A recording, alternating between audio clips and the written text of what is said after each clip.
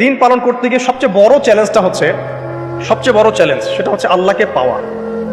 কি করা? যে আল্লাহর কাছ থেকে আমরা এসেছি সেই আল্লাহকে দুনিয়াতে এবং আখিরাতে পাওয়া, এটাই চ্যালেঞ্জ। আল্লাহকে যে ব্যক্তি পেয়েছে সে দুনিয়ার সব পেয়ে গেছে। আল্লাহকে যে পায় নাই সে আসলে কিছুই পায় না, ইহকাল পরকালের কিছুই পায়নি। এখন আমরা আল্লাহকে পাবো কিভাবে? এটা বড় প্রশ্ন না? যে আল্লাহর কাছ থেকে, যে জান্নাত থেকে আমরা পৃথিবীতে চলে আসলাম, সেই জান্নাতে যেতে হলে তো আমাকে আল্লাহকে পেতে হবে। আল্লাহকে পেতে হলে আমার কি কি করণীয়? খুব শর্ট করে আমি কয়েকটা পয়েন্টস আপনাদেরকে শেয়ার করছি। 1 নাম্বার, আল্লাহকে পেতে হলে অবশ্যই তার নবী মুহাম্মদ সাল্লাল্লাহু আলাইহি ওয়াসাল্লামকে অনুসরণ করতে হবে। এছাড়া আল্লাহকে পাওয়ার দ্বিতীয় কোনো পথ নেই। আল্লাহকে পেতে হলে অবশ্যই তার নবী মুহাম্মদ সাল্লাল্লাহু আলাইহি ওয়াসাল্লামের আদর্শগুলো জীবনের প্রতিটা ক্ষেত্রে বাস্তবায়ন করতে হবে। চলাফেরা, ওঠা বসা, খাওয়া দাওয়া, ইস্তেঞ্জা করা, মুআমালাত, ব্যবসা বাণিজ্য, অর্থনীতি, সমাজ, রাষ্ট্র, সব ক্ষেত্রে আপনাকে মুহাম্মদ সাল্লাল্লাহু আলাইহি ওয়াসাল্লামের তরিকা, আদর্শটাকে ফলো করতে হবে। তাহলে আপনি আল্লাহকে পাবেন ইনশাআল্লাহ। যে ব্যক্তি আল্লাহকে পেয়েছে সে দুনিয়াও পেয়েছে, আখিরাতও পেয়েছে। যে আল্লাহকে পায় নাই, দুনিয়াও বরবাদ, আখিরাতও বরবাদ। 1 নাম্বার তাহলে কি কাজ?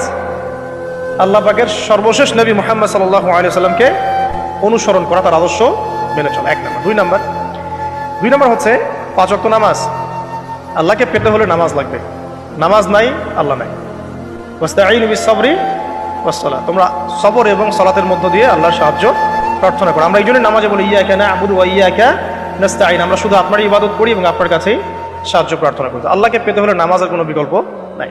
যে ব্যক্তি নামাজ পড়ে না, আল্লাহর সাথে তার কোনো সম্পর্ক নেই, নো কানেকশন। আপনি যে কোনো কিছু চাচ্ছেন, সেজদায় পড়ে আল্লাহর সামনে আত্মসমর্পণ করেই চাইতে হবে। ওয়াসজুদ ওয়াক্তারিব। আল্লাহ পাক কি বলেছেন? সেজদা করো, নিকটবর্তী হও।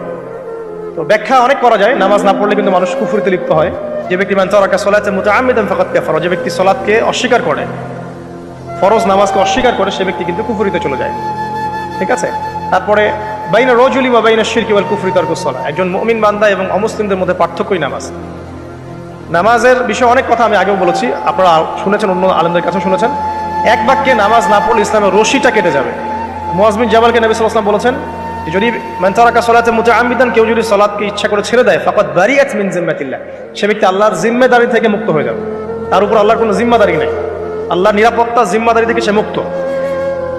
তো 5 ওয়াক্ত নামাজ আল্লাহ পাক আমাদের সবাইকে জামাতের সাথে পড়ার তৌফিক দান করুন। এর পাশাপাশি নফল নামাজ বাড়িয়ে দেওয়ার তৌফিক দান করুন। এবং স্পেশালি তাহাজ্জুদের নামাজ যদি পারেন, 2 রাকাত হলেও নিয়মিত তাহাজ্জুদের নামাজ পড়ার তৌফিক আল্লাহ পাক আমাদেরকে দান করুন। আর নামাজের বাহ্যিকতা নিয়ে এত বেশি ঝগড়ায় যাবেন না।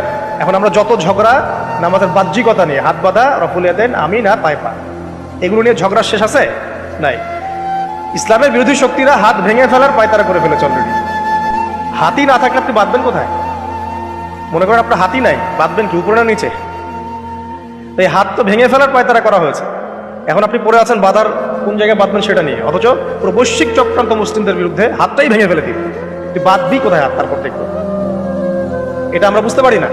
এটা বোঝার জন্য যে জ্ঞান, ইলম, নূর দরকারটা তো নাই আমাদের মধ্যে। এই জন্য আপনার সাথে ঝগড়া নিয়ে পড়ে আছে।